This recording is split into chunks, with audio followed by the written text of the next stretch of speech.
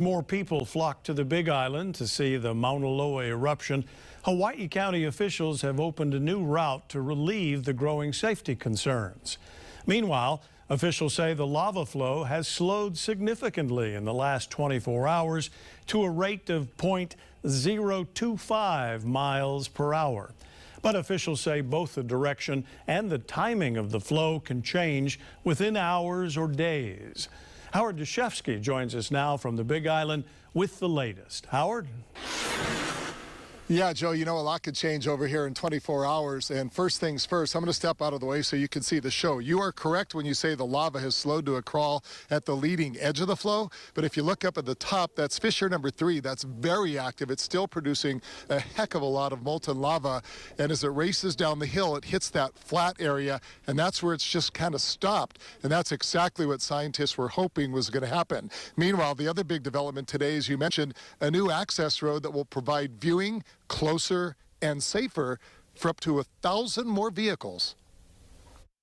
As of late this afternoon, scientists reporting lava still more than 3¼ miles away from Saddle Road. And the good news, moving at a crawl. Similar to previous flows from Mauna Loa that have come down the northeast rift zone, the lava advances at a relatively rapid rate as it goes down the steeper slope. And then once it gets down to the saddle, to the flatter parts, the lava tends to spread out, tends to thicken, and that's exactly what we're seeing now. They're saying if it keeps on going at the same rate, it'll be about a week, but right now it's spreading out, and we feel pretty good about, its path that it's taking right now.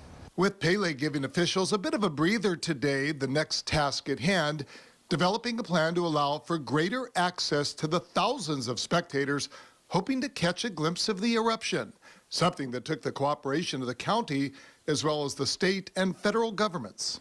The military has agreed with us, also working with our partners, State Highways and the other departments, to open up that portion from Gilbert Kahele Recreation Area all the way to an area adjacent to Pu'uhuluhulu. It'll be one-way traffic starting at Gilbert Kahele and coming out of Pu'uhuluhulu, utilizing 2 lanes, the right lane to park and the left lane to travel on. County officials estimate the additional 4½ miles of the old Saddle Road will not only accommodate as many as 800 additional vehicles, but the bypass road will also get spectators even closer to the flow, while at the same time alleviating pressure from the overcrowded Daniel K. Inouye Highway. But there will be rules. People have to understand that they cannot leave the roadway. It is part of the military installation. They cannot leave the roadway. And we'll have personnel on site to make sure that folks are being safe and enjoying the view, but they got to be safe. Yeah. No getting out of the car and hiking. No hiking yet. Yeah. And back to the volcano, scientists say while everything is going according to script for now, there's obviously no saying what the future might bring. And that's one reason that we're out there continuously monitoring to better understand kind of what the similarities are between this eruption and past eruptions, and also what is unique, because every eruption is unique. Again, an amazing sight, and it's turning into golden hour here, and a lot of people starting to fill up this highway here. This is the internal road. It's actually about a mile in from the DKI highway. And Joe, one thing that people should note if you're going to come up here to this new bypass road, there's not a lot of creature comforts.